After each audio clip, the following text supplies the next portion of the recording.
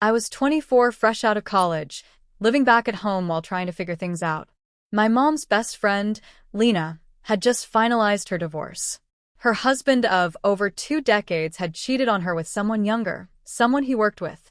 I only knew because I overheard my mom crying about it on the phone.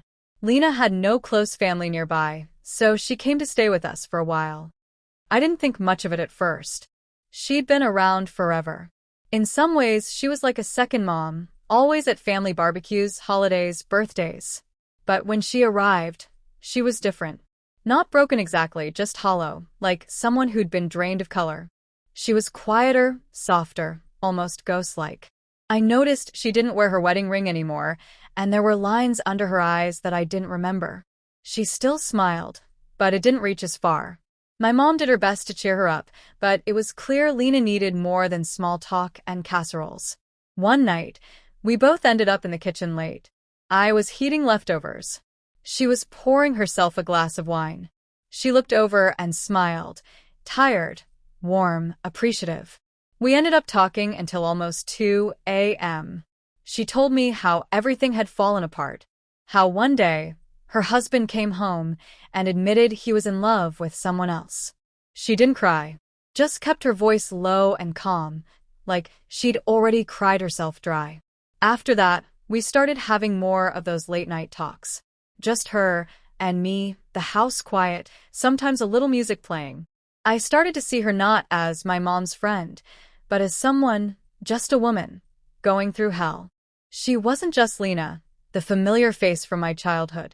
She was vulnerable and real. There were moments when her hand would linger on my arm a second too long, or she'd laugh at something I said and touch her lips, almost shyly. I tried to ignore those details, but I noticed them all the same. Then came the night it all shifted. She sat next to me on the couch instead of across. We watched some old comedy and laughed like we didn't have anything broken between us. When the show ended, we just sat there. The silence stretched out, not uncomfortable, just thick.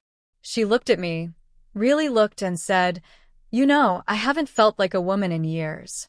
I didn't know what to say. I was frozen. She reached out and touched my cheek, slowly, then pulled her hand back and apologized. But the air had already changed. I told myself it was harmless, that she was just lonely. But I couldn't unsee it, couldn't stop wondering what would have happened if I'd leaned in. That night, I lay awake with the image of her fingertips on my face and the sadness in her eyes. Something had started. Quiet, uncertain, but it was there, and it wasn't going away. The days that followed felt like walking a tightrope. Lena acted as if nothing had happened, but I caught her watching me when she thought I wasn't looking. I couldn't pretend either. Every interaction felt layered. Small touches became electric. Casual jokes lingered in the air longer than they should. She still stayed up late, still poured her glass of wine, and I still ended up meeting her in the kitchen more nights than not. The comfort we once had was now charged. Something was unspoken, but loud between us. One night she wore this old sweater, oversized and falling off one shoulder. I caught myself staring. She noticed. Neither of us said anything, but something flickered in her eyes, a kind of awareness. That night, she leaned in during our conversation, laughed quietly at something dumb I said, then reached out and fixed my collar, slowly. Her fingers brushed my neck. It wasn't a mistake. I didn't stop her. We were both standing at the edge of something. Morally wrong. Emotionally dangerous. But it felt inevitable. She wasn't the woman I remembered from childhood. She was raw now and real and complicated. I wasn't a kid anymore, and I couldn't hide behind that excuse. I could feel the pull, like gravity, every time we were alone. Then it happened. Another late night, both of us sitting too close. She looked tired, defeated. She said she felt invisible lately, like no one saw her anymore. Without thinking, I said, "I see you." The silence afterward felt like pressure. She reached out and held my hand. Her fingers were cold, but her grip was firm. Then she leaned in, just slightly, like she wasn't sure what she was doing. I didn't pull away. I kissed her. It wasn't rushed. It wasn't desperate. It was slow and deliberate, like we were testing what the boundary even was. When we pulled apart, she looked shocked. She whispered, "We can't," but didn't move. Neither did I. Her face was still inches from mine. We kissed again. After that night, something shifted completely. The line wasn't blurry anymore, it was behind us. She tried to act distant the next day, polite, but I saw how her hands trembled. That night, she didn't wait in the kitchen. She came to my room. She didn't say a word, just closed the door behind her and stood there. I didn't ask why she came. I didn't need to. We didn't just fall into bed. It started with long, quiet touches, almost hesitant. She was shaking. So was I. When it finally happened, it wasn't lust that defined it. It was sadness. She cried afterward. Not sobbing, just silent tears, running down while she lay next to me. I didn't know what to say. I just held her. Over the next few weeks, it became a routine. Lena would act completely normal around my mom during the day, helping with groceries, folding laundry, chatting in the living room. But at night, she'd come to me. Always quiet, always needing to feel something. She'd lie next to me for hours, sometimes not even talking, just needing closeness. It wasn't just sex. It was need, emotional and physical. We were careful, or we thought we were. But paranoia started creeping in. I'd glance over my shoulder constantly. She'd ask if anyone saw her coming down the hall. Every small sound made us freeze. It made things feel even more intense, like we were part of some secret only we could understand. The guilt was always there. Every time I looked at my mom, something twisted in my gut. I lied constantly where I was, why I looked tired, why I wasn't around during certain times. My mom, trusting as ever, didn't suspect a thing. That only made it worse. One morning, Lena left my room just as the sun was coming up. My mom was already in the kitchen. Lena panicked, went straight to the bathroom to pretend she'd just woken up. My mom never noticed, but that was our first real scare. Lena started pulling back a little after that. She stopped staying as late, stopped looking me in the eye during dinner. But when night came, she'd still knock softly on my door. I started to feel possessive, without realizing it. The idea of her leaving, of going back to her own life, suddenly felt unbearable. I was falling for her, or something close to it. Not love, maybe, but something powerful, something consuming. She told me one night she was starting to feel things she hadn't felt in years. That I reminded her she was still wanted, still desirable. I didn't know how to respond. I wasn't sure what she wanted me to say. She wasn't just healing, she was replacing something, filling a space left behind by her ex. And I was letting her. The worst part is, it didn't feel wrong when we were together. It felt real. And that terrified me. Then came the neighbor. Some guy my mom occasionally chatted with, older, nosy. He stopped by one day and mentioned seeing someone coming out of our side door late at night. My mom brushed it off, but I saw Lena's face go pale. That night, she didn't come to my room. 2 nights later, she did. But everything was different. She was tense, distracted. Said we were being reckless. Said we needed to stop. I didn't argue, but I didn't agree either. We didn't stop. Lena was unraveling. I could feel it. She wasn't sleeping. She started drinking more. Our conversations turned darker. What she lost, how long she wasted in that marriage, how she hated herself for needing someone like me. I told her I didn't care about the age, the situation, any of it. I meant it. She kissed me like she wanted to believe it too. But we were spiraling. And we both knew it. It finally happened the night my mom went out of town for a weekend visit to her sister's place. Lena stayed behind, said she wasn't feeling well. I stayed too, no excuse given, just didn't go. The house was quiet. The air between us heavier than usual. No tension, no hesitation. Just inevitability. She didn't wait. I didn't ask. It wasn't soft anymore. It was direct, urgent. Years of frustration and loneliness poured into something physical. Neither of us spoke when it was over.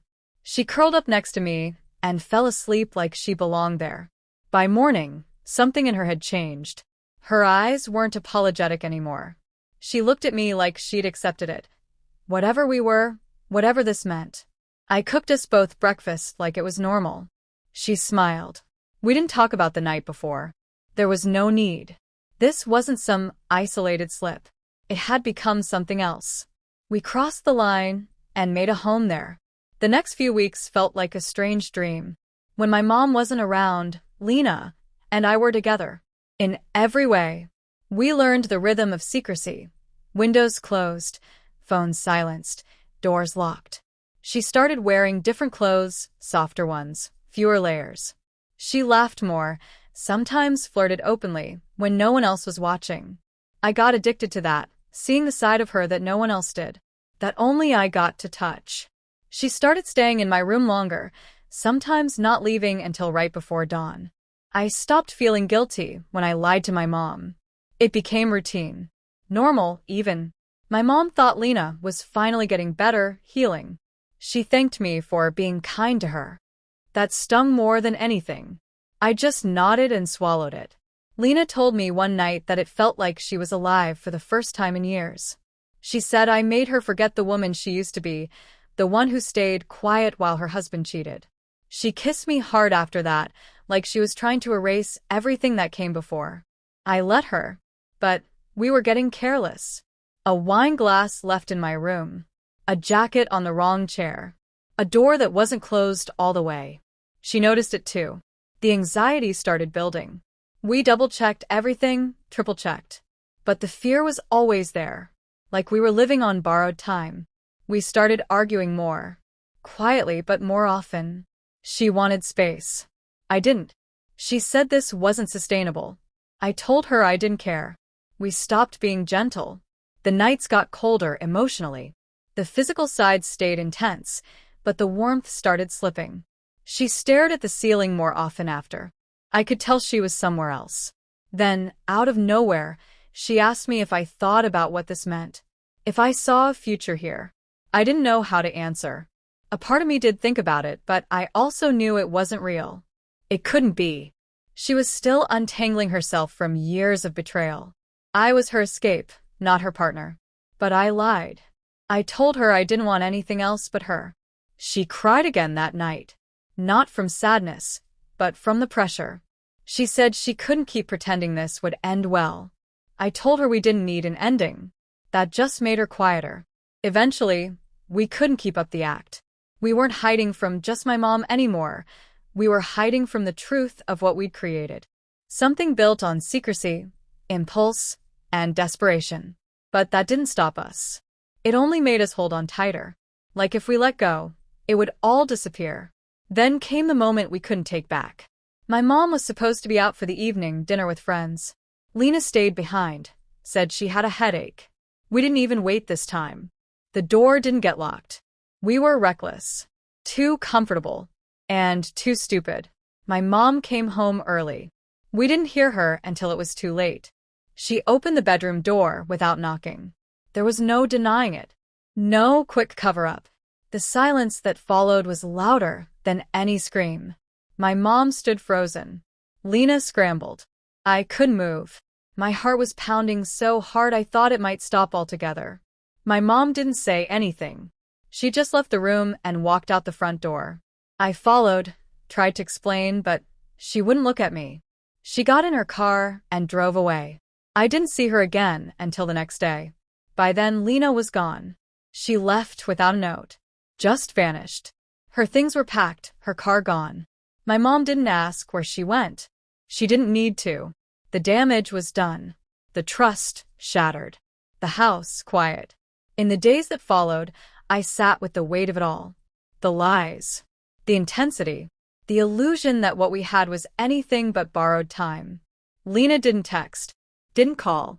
No goodbye. Just silence. I told myself she did what she had to do.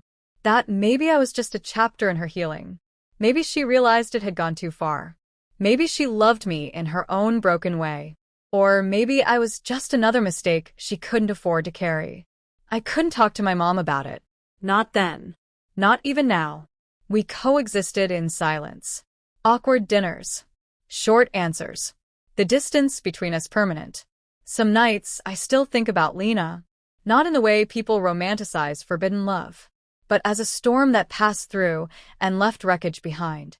She was fire in the middle of winter. Warm, dangerous, and impossible to hold on to. What we did wasn't fair. Not to my mom, not to ourselves. But it happened. And pretending it didn't would only make it worse. It wasn't love. It was loneliness disguised as connection.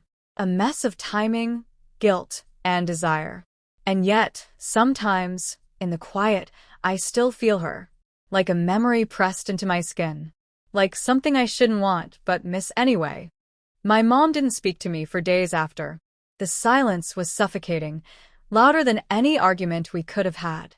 She walked past me like I wasn't there, like whatever I had done had erased who I was to her. And maybe it had. I tried once to explain, to apologize, but the words collapsed in my mouth. What was I supposed to say? That I didn't mean for it to happen?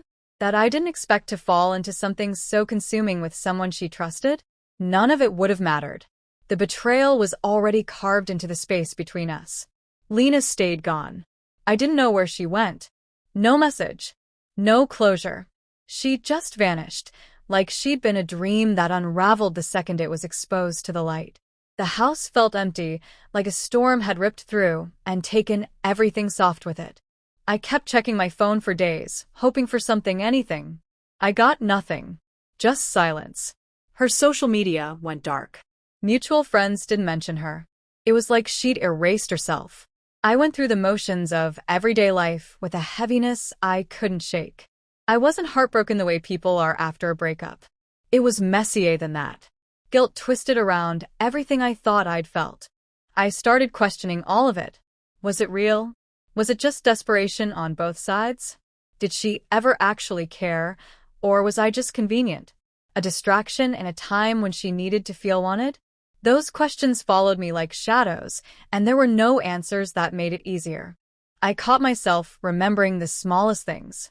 The way she looked at me after that first kiss. The way she whispered that she felt seen. The smell of her shampoo.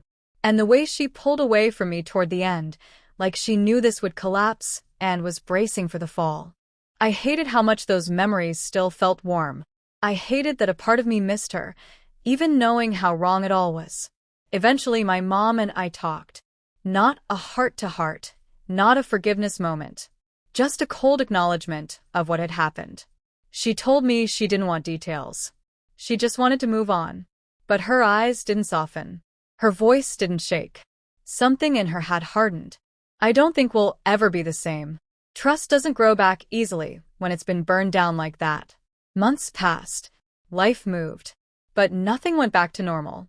The guilt stopped feeling sharp and started feeling permanent. Like a dull weight you get used to carrying. I started dating again, casually. But everything felt flat. Like I'd gone too deep into something I shouldn't have, and now I couldn't connect with anyone on the surface. Sometimes I wonder where Lena is. If she ever thinks about me. If she regrets it. If she feels relief that it's over. I'll probably never know. And maybe that's for the best. Some stories aren't meant to have endings, just consequences. We both got lost in something we thought would heal us, and instead, it left scars neither of us will talk about. I don't hate her. I don't blame her. I just wish we'd never crossed that line. Or maybe I wish we hadn't lied to ourselves about what it was. Either way, it happened. And now I live with it. Not as a fantasy. Not as a regret. But as a truth I'll carry quietly forever.